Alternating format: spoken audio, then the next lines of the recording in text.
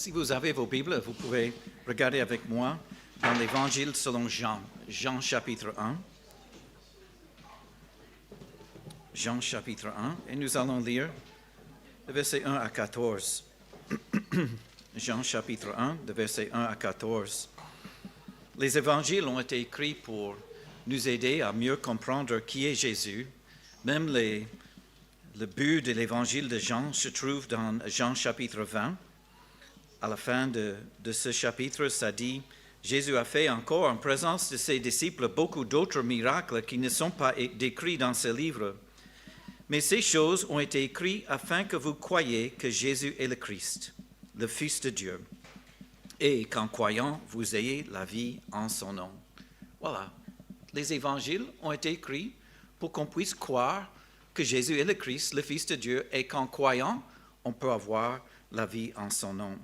Chaque évangile est différent, écrit d'une différente perspective, et Jean a voulu présenter Jésus-Christ comme Dieu lui-même. Matthieu présente Jésus comme le roi. Luc présente Jésus comme l'homme parfait. Et on voit Marc qui présente Jésus comme le serviteur.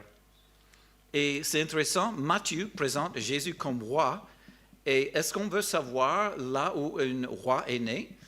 Oui, on veut savoir là où le roi est né, et voilà, on voit ça. Mais ce roi était né pas dans un palais, et on voit un différent endroit.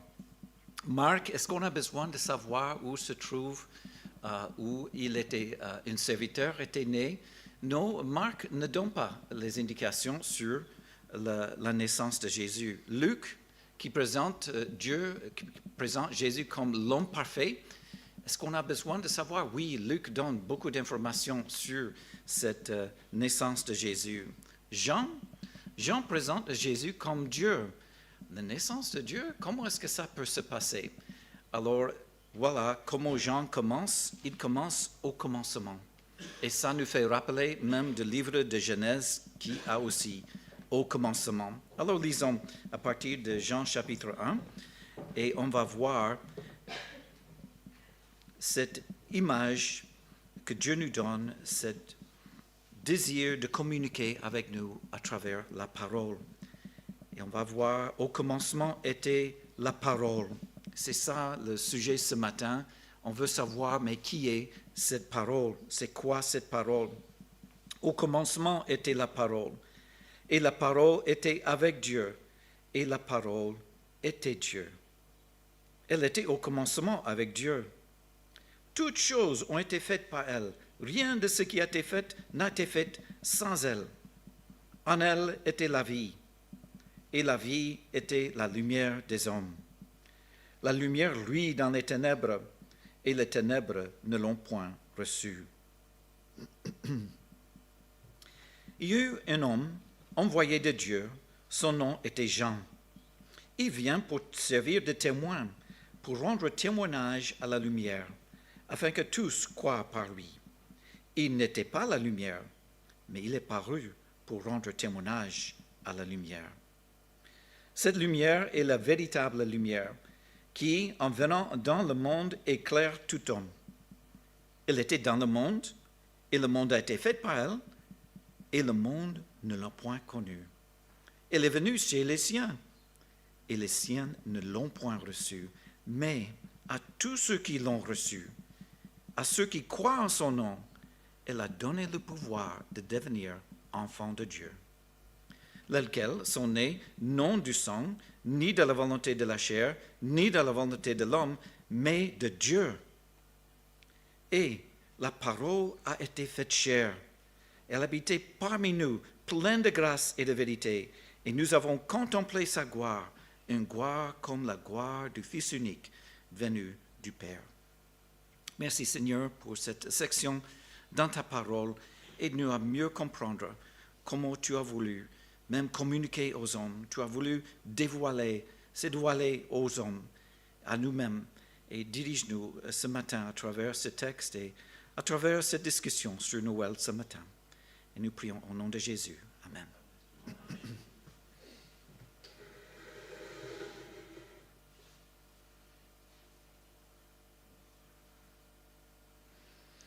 Voilà, on va commencer avec juste une introduction à Noël, comme nous sommes dans la première partie de décembre. Et l'origine de ce mot Noël, c'est un peu difficile à savoir. Peut-être vous avez essayé aussi de regarder cela. Certains pensent qu'une origine, c'était à travers ce mot latin natus ou natalis. Et en ancien français même, le natal désigne le jour de Noël. Alors voilà, peut-être c'est à travers cela. C'est un peu difficile à savoir. Il y a un dictionnaire écrit en 1606, ce trésor de langue françoise dans l'ancienne que moderne. Il penche vers l'idée que peut-être ça vient d'Emmanuel, Nuel, la dernière partie, Dieu avec nous, et il pense peut-être cela. Mais peu importe, on voit ce mot Noël qui désigne cette naissance de Jésus. En anglais, on a Christmas, alors qui parle de cette culte pour célébrer Christ. Arbre de Noël, d'où vient cette idée? Alors, selon ce que j'ai vu, les Alsaciens ont apporté la tradition du sapin de Noël en France après la guerre en 1870, mais même avant cela, il y avait cette tradition d'avoir les arbres de Noël. Il y avait Martin Luther même. Il y a une sorte de légende qui était là à travers, on ne sait pas exactement, mais il y avait eu, Martin Luther a fait une randonnée dans la forêt, c'était vers la nuit, il a vu les étoiles et qui était en train de traverser une sapin qui était là. Il a voulu démontrer ça à sa famille, alors il est arrivé à la maison, il a mis les bougies dans un arbre et voilà, c'est une tradition qui était là, peut-être à travers Martin Luther. Mais en tout cas, les sapins, souvent c'est quelque chose qui ne perd pas les feuilles et c'est une image de quelque chose qui est durable, qui continue. 25 décembre, ça c'est aussi une discussion. Est-ce que c'est le 25 décembre où Jésus-Christ il est né? Alors, voilà, on n'a pas de date de naissance de Jésus dans la Bible. On sait qu'à travers Hérode qui était là, on comprend les années, peut-être 4 BC, avant Christ, selon les dates où Hérode a vécu, selon les histoires. Mais berger en hiver, vous connaissez un peu les contextes où les bergers étaient là.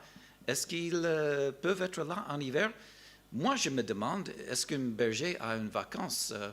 Alors, je crois qu'il devrait être là à tout moment. Les brebis devraient avoir un endroit où on peut les garder. C'est possible, mais enfin, on ne sait pas. Et on sait aussi qu'il y avait 25 décembre, c'était un temps des fêtes païennes. Alors, ils avaient une fête concernant le soleil, et au fur et à mesure, l'Église a pensé, OK, on va remplacer ces fêtes païennes par la naissance de Jésus. Père Noël est arrivé après aussi, et on voit beaucoup de choses, commercialisation aussi. Est-ce qu'il est bon de célébrer Noël? Parce qu'on a toutes ces choses qui sont là, il n'y a pas un mandat dans l'Écriture qui dit qu'il faut célébrer cela. Qu'est-ce qu'il faut faire avec Noël? Il y a certaines pensées par rapport à cela. Alors, 21 décembre, c'est le temps de solstice d'hiver. C'est là où le soleil est le plus bas et ça demeure dans le ciel le moins longtemps durant la journée. Et c'est le jour le plus court de l'année. Et après ce jour, les jours deviennent plus longs. Alors même maintenant, on voit, c'était hier, je crois que c'était à 16h40 que le soleil était déjà couché. Ça va continuer les jours comme ça, mais après le 21, on a maintenant les jours qui prolongent. Et les gens voulaient fêter cela. Moi, je serai là, je fête le fait que les jours sont plus longs. Je n'aime pas les ténèbres. Mais ça, c'est pour l'hémisphère du nord. Du sud, c'est le 21 juin ça se passe. Alors, c'est différent pour les deux hémisphères. Mais je vois à travers pourquoi pas un temps de se souvenir de cette lumière qui est venue dans ce monde, qui va éclairer les cœurs des hommes et des femmes. Et une autre chose, un autre argument pour pourquoi pas avoir une fête de Noël, pense un peu à toutes les fêtes qui étaient là dans le temps de l'Ancien Testament. Alors, bien sûr, Paul a dit ceci, que personne de donc vous juge à propos de ce que vous mangez et buvez, pour une question de fête, de nouvelles lunes et des sabbats. Tout cela n'est que l'ombre des choses à venir, mais la réalité est celle de Christ. Paul était en train de s'adresser aux Colossiens, un problème qui était là, qu'il y avait une imposition aux gens de fêter les anciennes fêtes qui étaient là dans l'Ancien Testament, que les Juifs célébraient. Et Paul a dit non, ça c'est les ombres des choses à venir. C'est-à-dire que les fêtes de l'Ancien Testament avaient un but. Ils avaient un but de diriger les gens vers quelque chose. Et quand on regarde les différentes fêtes que les Juifs ont dû célébrer, c'était exigé. On voit la Pâque qui indique la mort de Christ, n'est-ce pas? Pour nous, le sang qui était versé sur les linteaux et comment Dieu, en regardant cela, a passé au-dessus cela. Et c'est un symbole de ce que Christ a fait pour nous. Dès qu'il voit ceux qui ont cru en Christ, il va passer au-dessus d'eux aussi et de leur péché, le pardon qui est impliqué.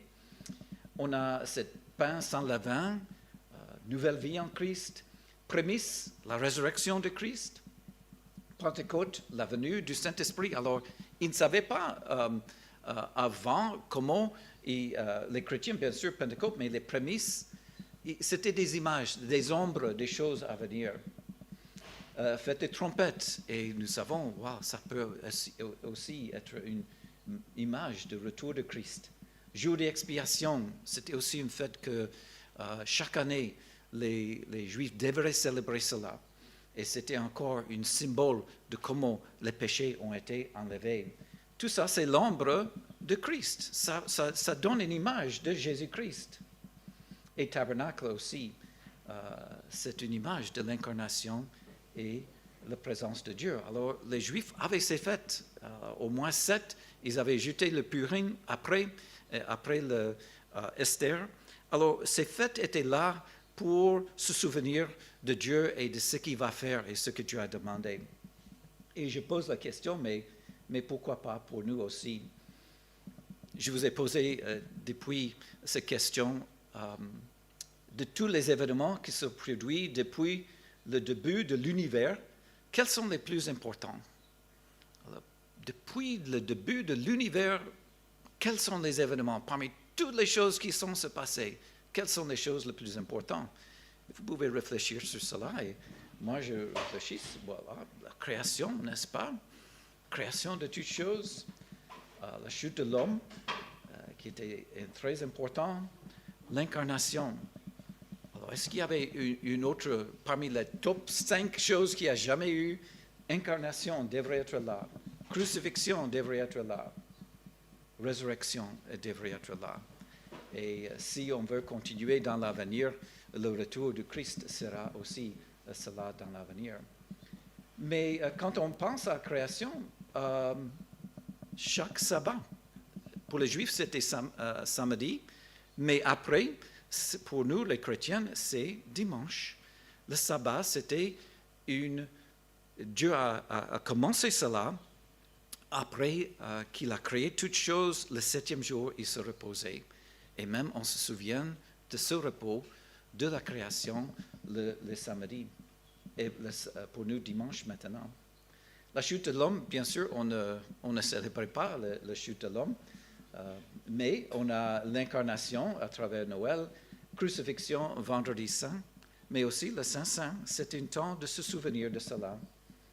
Et la résurrection, on a choisi Pâques, ce temps de se souvenir de la mort de Christ et aussi sa résurrection. Et bien sûr, dimanche, le temps où les gens réunissaient dans le livre des Actes était changé de samedi au dimanche. Et c'est pourquoi les chrétiens célèbrent ce temps de repos ou ce temps de réunir ensemble le dimanche. Et on voit que c'est le premier jour de semaine où les gens réunissaient.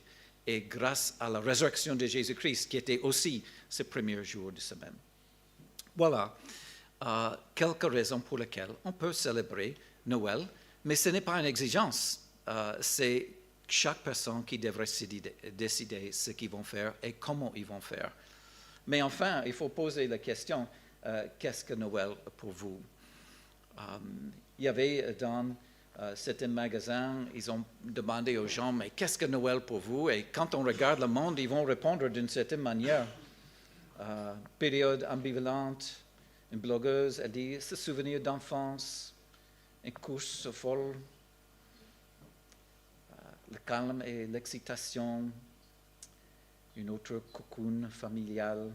Alors, chacun a une certaine perspective et on ne parle pas des chrétiens ici, juste le monde en train de parler. Solidarité, générosité, la famille, la magie dans les yeux de mon fils, joie, amour, paix. Alors, chaque année, vous pouvez lire ça dans les journaux, les impressions de ce que les gens ont pour Noël. Et intéressant, dans ce même journal, il y avait nostalgie, harmonie familiale. Il y a des choses qui reviennent souvent. Certains disent même rien de spécial, parce que les gens ne reconnaissent pas même quelque chose là. Mais il y avait parmi toutes ces choses, il y avait une personne, Anna, une artiste. Elle a dit tant de bienveillance, de pardon et de réconciliation, et elle expliquait ceci. Issue d'une famille croyante de Noël, c'est aussi la révélation de l'amour divin. Mais au-delà de la foi, c'est l'idée que l'espoir peut naître au milieu du chaos. Il y a toujours une lumière pour nous guider, même dans l'obscurité la plus totale. Et j'apprécie cela parce que maintenant on arrive à comprendre qu'est-ce que Noël. Et c'est ça, j'aimerais regarder avec vous un peu ce matin aussi. Et on va voir au fond de Noël, c'est l'incarnation. L'incarnation de Dieu, c'est-à-dire que Dieu lui-même a ajouté une nature humaine à sa nature. Et il a fait cela pour certaines raisons, et nous voyons cela dans Jean chapitre 1. Surtout ce verset 14, la parole a été faite chair. Voilà l'incarnation. Elle a habité parmi nous, pleine de grâce et de vérité, et nous avons contemplé sa gloire, une gloire comme le Fils unique, venu du Père. Alors la question qu'on pose ici, c'est qui est cette parole? Qu'est-ce que cette parole? Et pour comprendre cela, il faut commencer dans Jean chapitre 1. Alors si vous avez vos Bibles, vous pouvez regarder ça encore. Est-ce que quelqu'un peut lire versets 1 à 3 pour moi?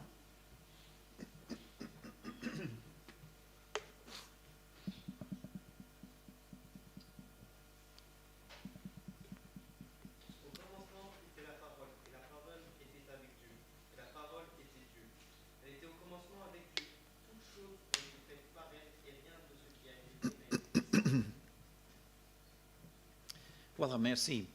Au commencement, on parle de quand on parle de au commencement était la parole. Au commencement de toutes choses, n'est-ce pas? Et nous voyons là, on voit au commencement était la parole. C'est l'imparfait qui a été utilisé là, qui indique que au commencement, d'une manière continuelle, qui était déjà là, la parole. Qui est cette parole? La parole était avec Dieu.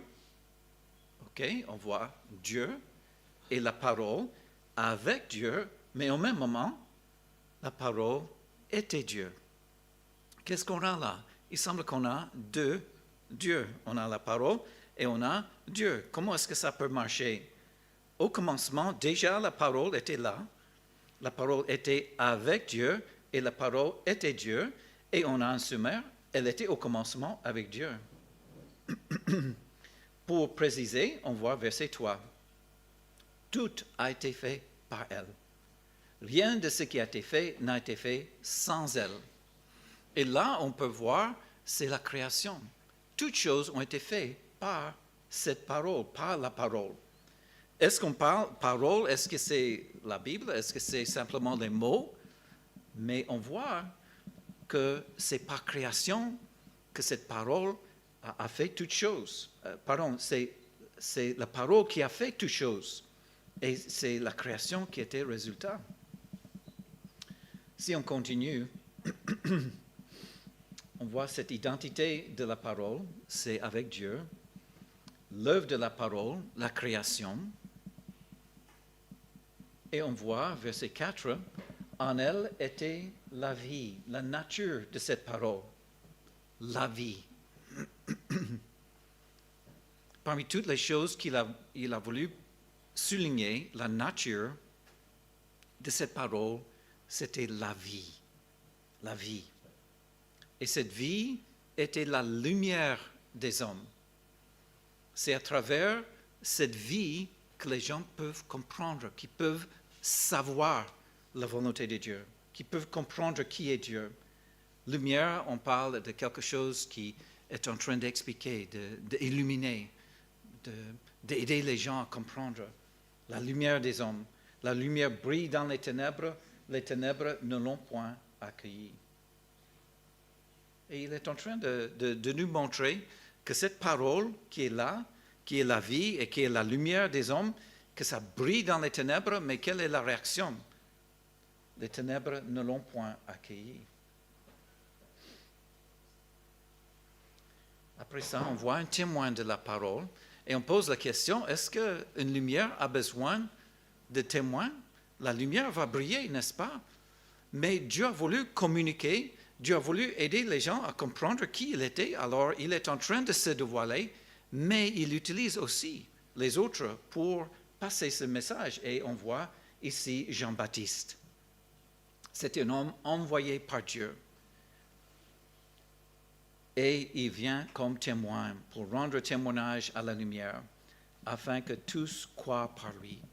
Tous ceux qui ont entendu son message, il avait ce désir qu'ils croient dans cette parole. Et ici, on est en train de regarder et on est en train d'arriver à la conclusion que cette parole n'est pas simplement une parole qui était prononcée, mais c'est quelqu'un. Il rend témoignage à la lumière, et afin que tous croient par lui. Il n'était pas la lumière, mais il vient pour rendre témoignage à la lumière.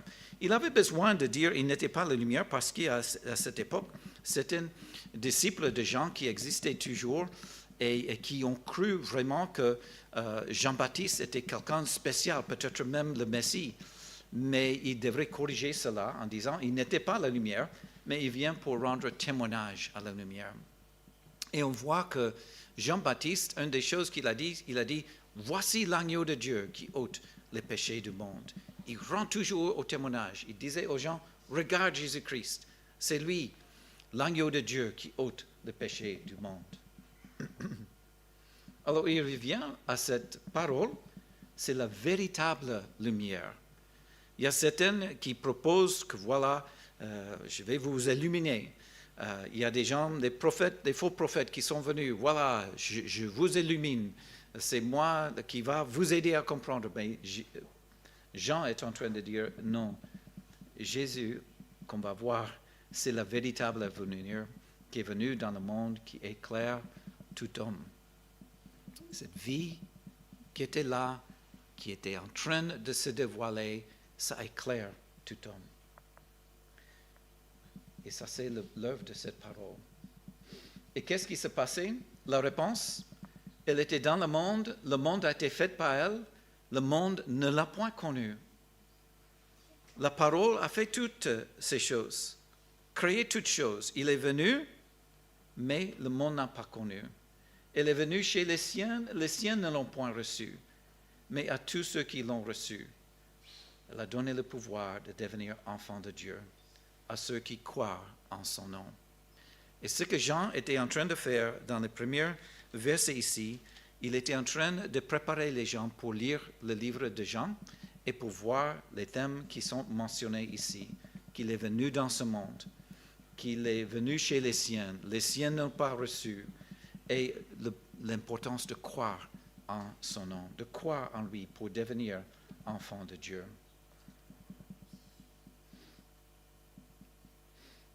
Et nous voyons le don de la parole, mais à tous ceux qui l'ont reçu.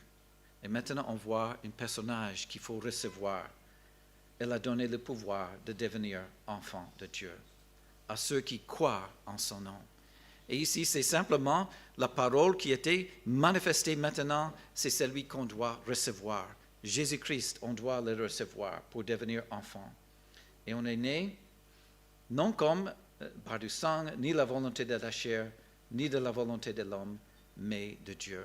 Ce n'est pas à travers la chair que vous allez devenir un enfant de Dieu. Ce n'est pas à travers la race, votre naissance physique, c'est à travers une autre moyenne.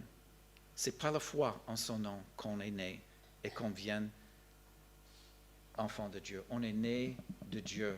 Et il prépare aussi, Jean chapitre 3 plus tard, où il va même parler avec Nicodème concernant il faut naître de nouveau. Et peut-être vous avez déjà entendu ce mot. Il faut que vous naissez de nouveau. Il faut que vous recommencez à zéro, qu'il y a un nouvel commencement. Et c'est ça, il est en train de dire, même ici, dans verset 13. Ce qui est né de la chair est chair. Ce qui est né de l'esprit est esprit. Devenir enfant de Dieu, c'est quelque chose que Dieu devrait faire, et c'est par la foi en Jésus-Christ. Et tout cela nous arrive maintenant à verset 14. Jusque-là, il n'a pas dit Jésus-Christ, il n'a pas dit le nom, mais on voit maintenant la parole a été faite chair. Elle habitait parmi nous, pleine de grâce et de vérité. Nous avons contemplé sa gloire, une gloire comme celle du Fils unique venu du Père. Alors tout cela, c'est pour nous aider à comprendre, OK, qui est cette parole? Pourquoi Dieu a voulu, à travers tout ce texte dans Jean 1, nous insister sur la parole? Qu'est-ce que la parole? Pourquoi utiliser cette terminologie? Alors, c'est là où nous pouvons comprendre que Dieu a voulu démontrer aux hommes.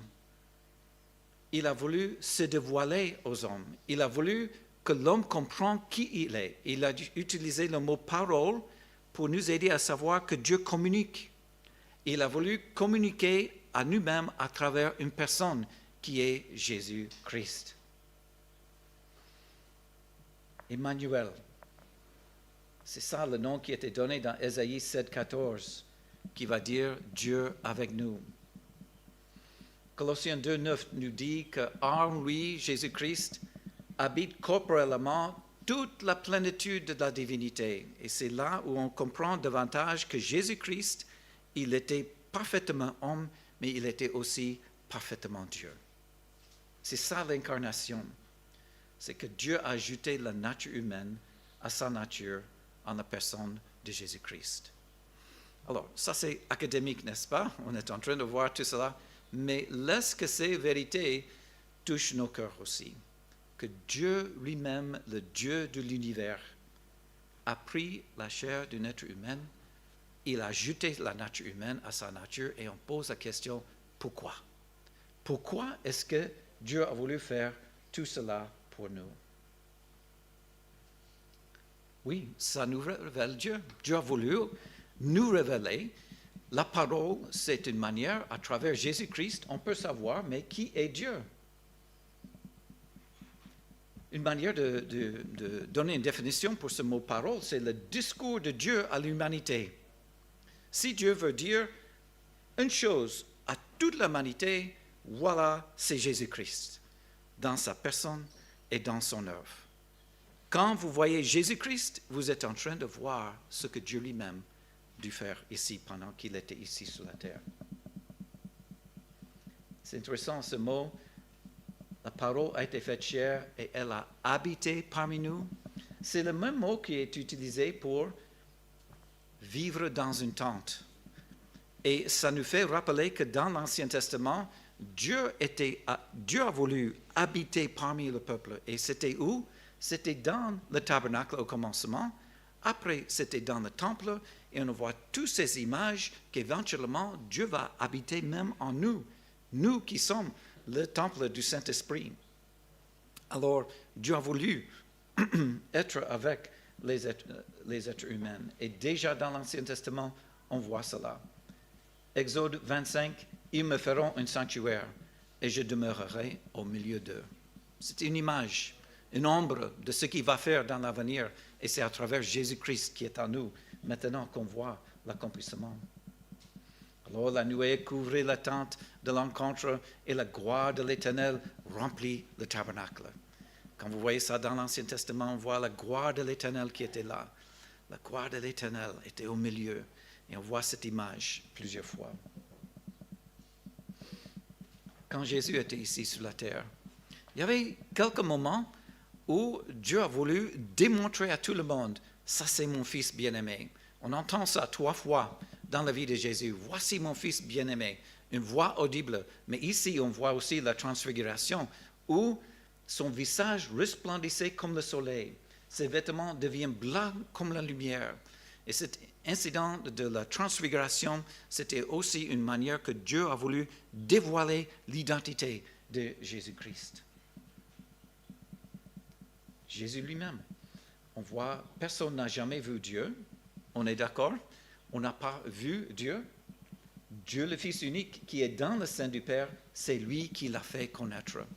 Alors, la prochaine fois que vous lisez les évangiles et que vous regardez que Jésus est en train de guérir, Jésus est en train de prêcher aux gens, d'aider les gens à comprendre la vérité, et une autre fois, il est en train de leur dire les mots de confort, on voit Dieu en train de dire cela. Si vous me connaissez, vous connaîtrez aussi mon Père. Et dès maintenant, vous le connaissez et vous l'avez vu. Alors, est-ce qu'un homme peut dire cela? Est-ce que moi je peux dire, voilà, si vous me connaissez, vous connaissez aussi mon Père. Et maintenant, vous le connaissez et vous l'avez vu. Alors, c'est bizarre si un homme peut dire les choses comme ça. Et Philippe a dit, Seigneur, montre-nous le Père. Cela nous suffit. Et Jésus lui dit, si longtemps que je suis avec vous, tu n'as pas connu Philippe, celui qui m'a vu a vu le Père. Comment dis-tu, montre-nous le Père?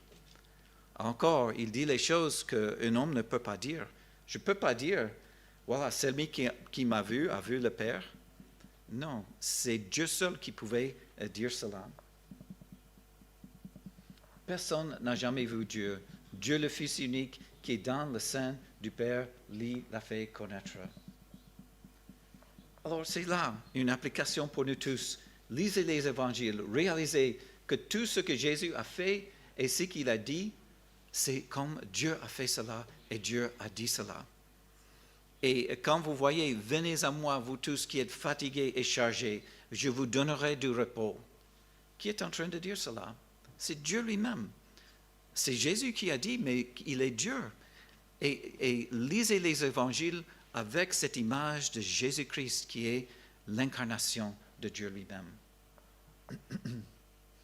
On voit une autre chose concernant l'incarnation. C'est l'incarnation qui rend possible notre salut.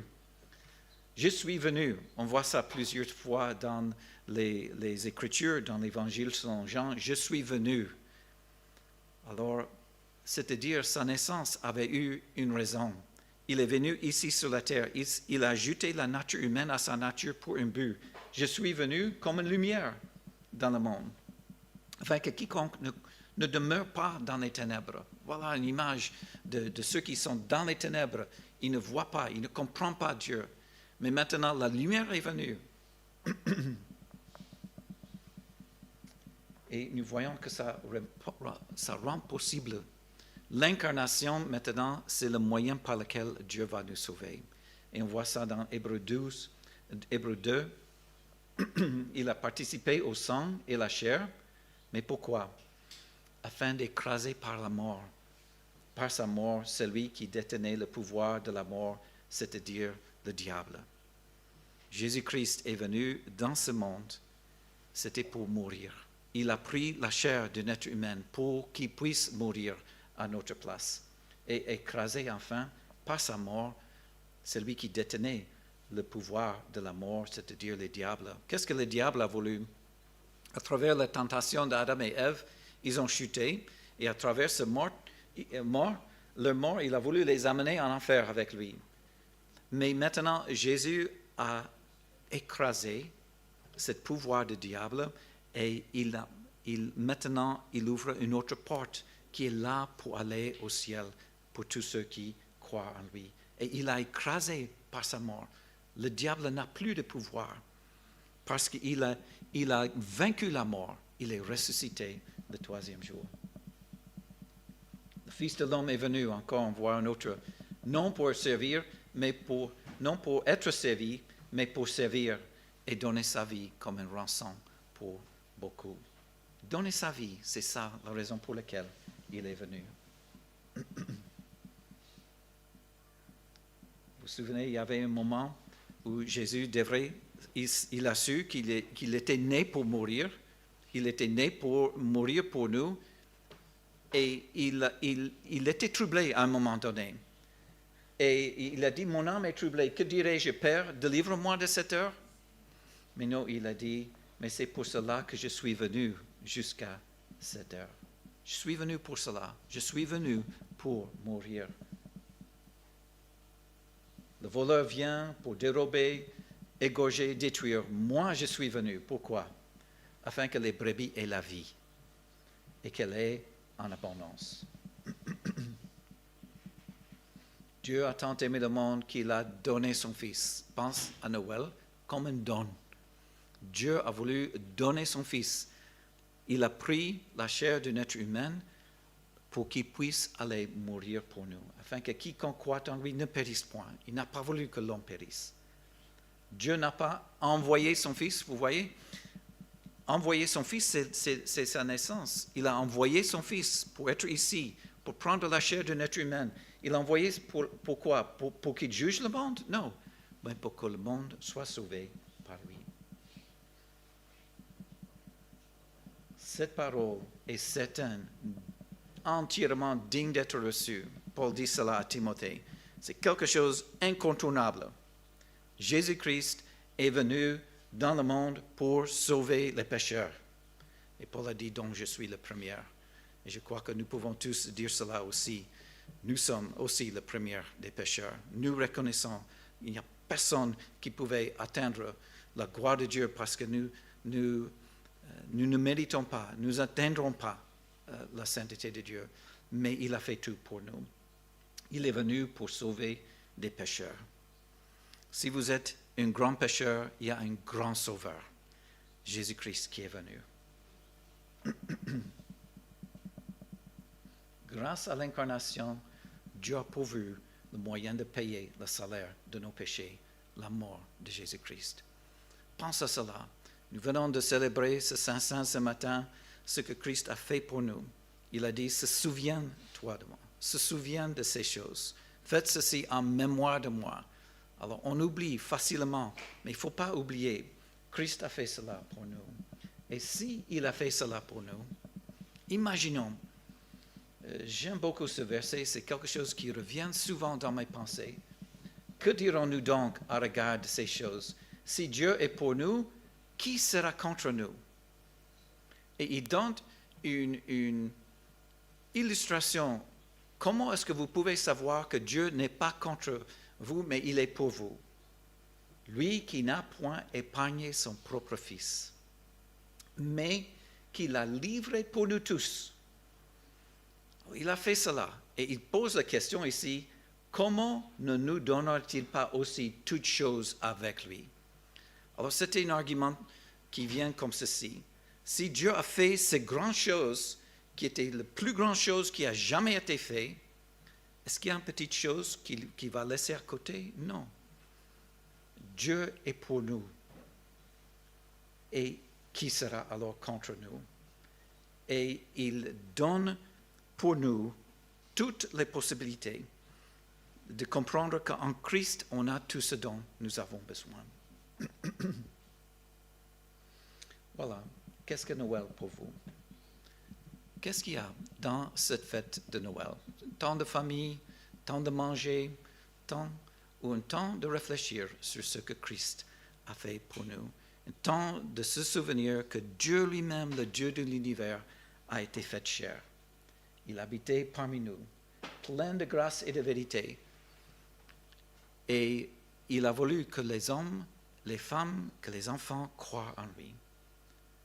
Et voilà, j'ai commencé avec cette but de l'évangile de Jean. Jésus a fait encore en présence de ses disciples beaucoup d'autres miracles qui ne sont pas décrits, mais ces choses ont été écrites afin que vous croyiez que Jésus est le Christ, le Fils de Dieu, et qu'en croyant, vous ayez la vie en son nom. Et voilà, comme on a dit dans Jean chapitre 1, à tous ceux qui l'ont reçu, il a donné le pouvoir de devenir enfants de Dieu. C'est quelque chose de personnel. Jésus-Christ est mort pour le péché du monde, mais pour que ce soit appliqué dans votre vie, il faut le recevoir. Recevoir Jésus-Christ. Vous pouvez faire ça même maintenant, en disant, Seigneur Jésus, je suis pécheur. Je reconnais que tu es mort pour mes péchés sur la croix. Je t'accepte. Sauve-moi de mes péchés. Je crois que tu es mort, que tu es ressuscité.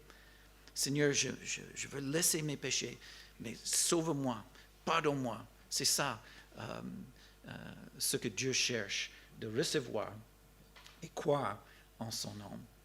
Et qu'on n'oublie pas ce qu'il a fait pour nous.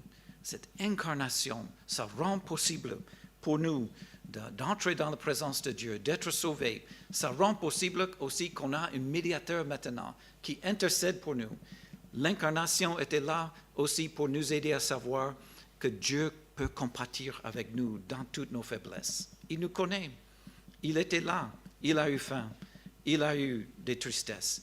Il a eu toutes les expériences qu'un homme peut expérimenter et on peut aller alors maintenant dans sa présence. Alors, l'incarnation de Dieu, la raison pour laquelle on peut fêter Noël. Voilà une leçon sur Noël ce soir et cette parole de Dieu que Dieu a démontré, qu'il a voulu démontrer, il a voulu faire un discours à toute l'humanité. Voilà, Jésus-Christ, c'est lui qui dévoile qui je suis et ce que je veux faire pour les hommes. Seigneur, merci pour ce commencement de ce mois de décembre et ce commencement du temps de même réfléchir sur ce que tu as fait pour nous. C'est incroyable quand on pense à cette parole qui a été faite chair, toi-même qui a été faite chair pour nous. Et quel privilège que nous avons de comprendre cela. Merci que cette lumière est venue dans nos cœurs. Merci pour la vie que nous avons en Jésus-Christ.